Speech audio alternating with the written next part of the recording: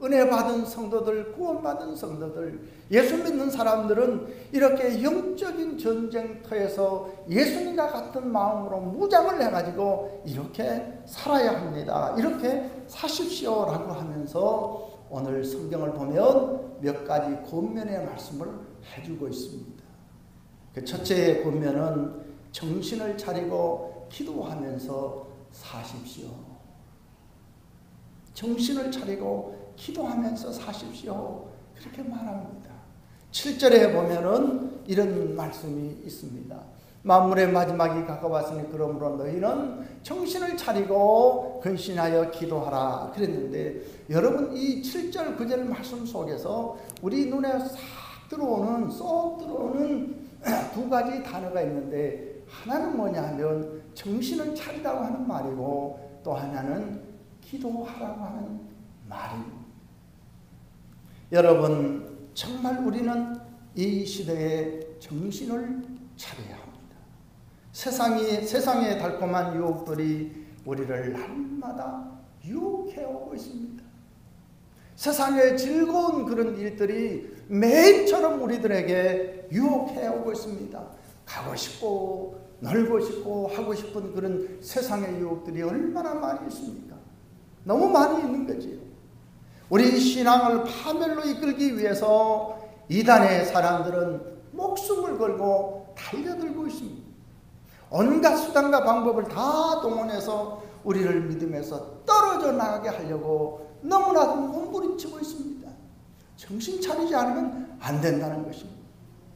하나님을 거부하는 반기독교적 행위를 하는 사람들이 더 많이 늘어나고 있고 거세게 우리 신앙인들을 향해서 몰려오고 있는 것입니다. 방탕과 음란과 나가서 물질 망론주의가 우리 믿음의 뿌리를 흔들어서 넘어지게 하려고 하는 이런 시대에 우리가 살고 있다고 하는 것입니다. 너희는 정신을 차리고 근신해서 기도하라고 하는 이 말씀을 우리가 듣고 이 말씀 따라 살 수 있게 되기를 바랍니다. 두 번째 권면을 보면 어떤 내용일까요? 열심으로 서로 사랑하며 사십시오. 그렇게 권면을 해주고 있습니다. 8절에 보면은 이렇게 기록이 되어 있습니다. 우리 8절 말씀 한번 읽어볼까요? 시작.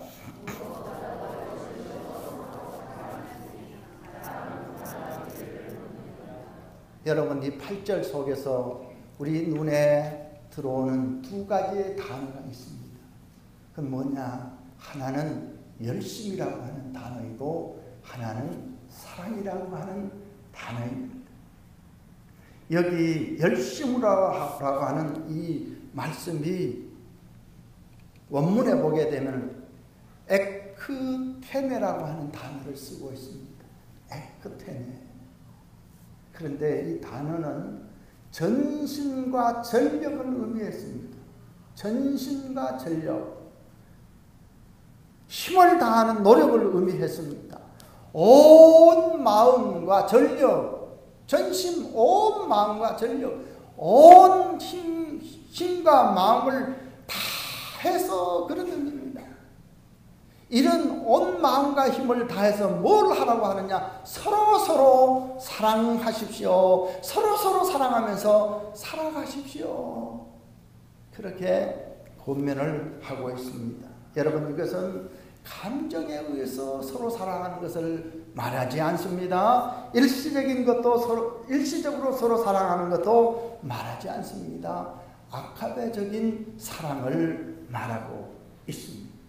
이런 사랑은 그 다음에 성경을 보면 모든 사람의 허물을 다 덮어준다. 이런 사랑은 모든 허물을 다 가리워줍니다. 그렇게 말하고 있습니다. 여러분 우리가 누구입니까? 우리가 누구입니까?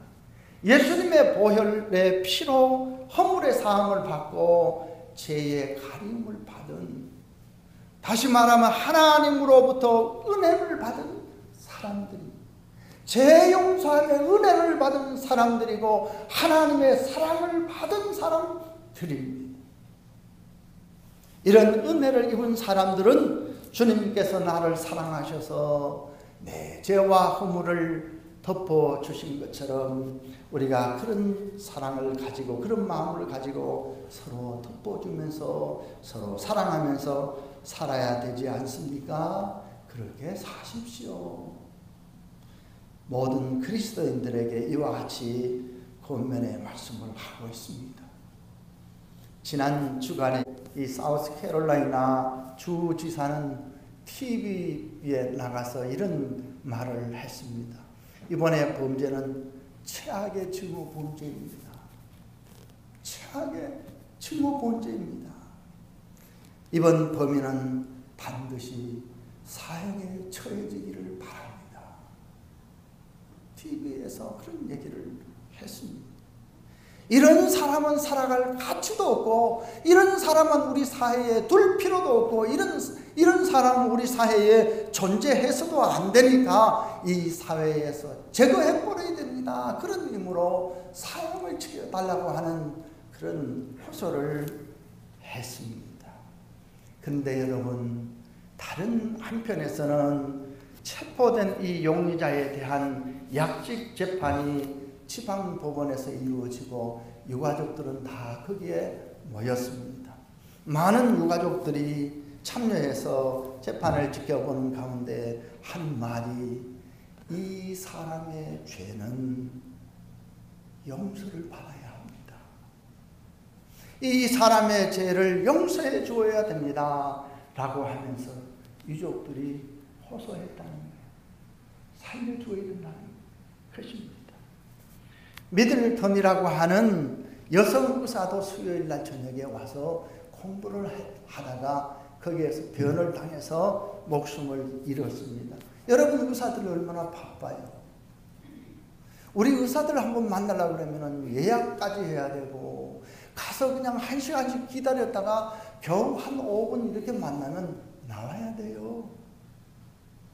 얼마나 의사들이 바쁘고 우리가 만나기도 힘든 이 바쁜 일을 하는 의사도 수요일 날 성전에 나와서 공부를 한 거예요. 그러다가 목숨을 잃었어요. 사랑하는 여러분, 우리가 이 시대에 어떻게 그리스도인들이 은혜 받은 자로 살아야 하는 것일까요? 서로 사랑하면서 살아요.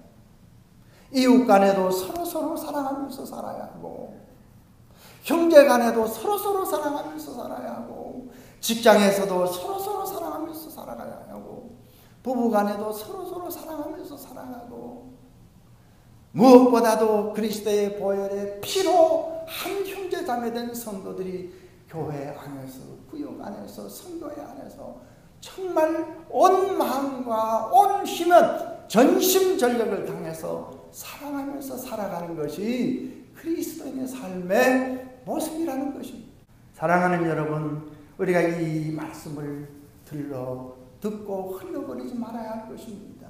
나와 상관이 없는 이야기로 받아들이지 말아야 할 것입니다. 이 말씀이 바로 오늘 나를 향한 주님의 음성인 것을 듣는 우리 모두가 될 수 있기를 바랍니다. 마지막 또 하나의 말씀을 보면 어떤 권면일까요? 서로 어떻게 해요? 섬기면서 사십시오. 오늘 이 본문 가운데 9절에 보면은 이런 말씀이 기록되어 있습니다. 우리 같이 한번 9절만 읽어보십시다. 시작. 10절.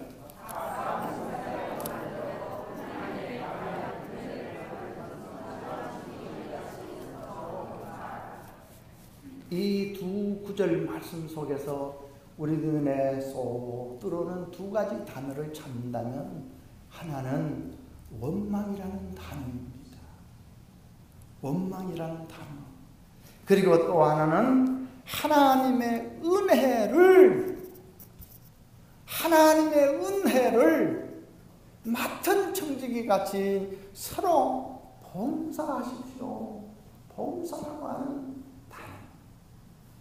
여기 원망하지 말고라고 하는 이 말은 성경에 원문이나 또 쉬운 성경을 보면은 불평을 하지 말고, 그런 불평하지 말고. 그리고 이 대접과 봉사라고 하는 이 단어는 다른 사람을 섬기는 섬김을 말하는 단어입니다. 섬김.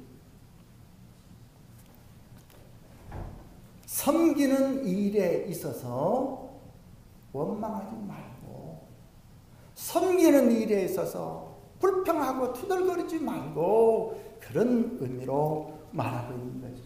기쁨으로 서로 섬기십시오. 그렇게 말하고 있는 말씀입니다. 구속의 은혜를 받은 자인이 서로 섬기면서 살아야 한다는 겁니다. 구속의 은혜를 받은 사람이니 기쁨으로 섬겨야 한다는 것입니다. 여기 9절에 대접이라고 하는 단어가 있는데요. 이 단어는 성경의 원문을 살펴보게 되면 재미있는 단어입니다. 필록세노이, 그런 단어입니다. 필록세노이. 필록세노이가 대접이라고 하는 단어인데, 이 단어는 사랑을 의미하는 필로스라고 하는 단어, 그리고 나그네를 의미하는 크세노이라고 하는 두 단어가 합쳐서 만들어진 단어입니다. 이 대접의 의미는 그래서 나그네에게 사랑을 베푸세요, 그런 뜻입니다. 성경 원문의 이 대접이라는 단어는 나그네들에게 사랑을 베푸세요. 당시에는 사람들이 먼 길을 다닐 때 여간이 없어요. 무엇보다도 복음을 전하는 사람들은 이리저리 다니는데 가다가 잠잘 곳이 없어요. 먼 길을 가니 지칩니다. 쓰러집니다. 목이 마릅니다. 배가 고픕니다. 쉴 곳이 없습니다. 이런 전도자들이 많이 다니게 될 때에 이 사람들을 향해서 대접을 하는데 원망하지 말고 불평하지 말고 기쁨으로 섬기십시오. 나그네들을 생각하면서 그들을 한마디로 말하면 어려움에 처하여 있고 지쳐 있고 쓰러지고 넘어지고 싶은 이런 힘든 사람들을 여러분들이 대접하라는 거예요. 여러분들이 기쁨으로 섬기라는 거예요. 그런 뜻으로 이 그리스도인들에게 오늘 이 말씀은 권면의 말씀을 하고 있습니다. 정말로 원망불평하면서 섬기는 것은, 억지로 섬기는 것은 아무런 의미가 없는 것이죠. 기쁨으로 그렇게 섬기면서 살라고 말씀을 하고 사랑을 실천하라는 요구를 하고 있습니다. 하나의 이야기를 하고 말씀을 마치겠습니다.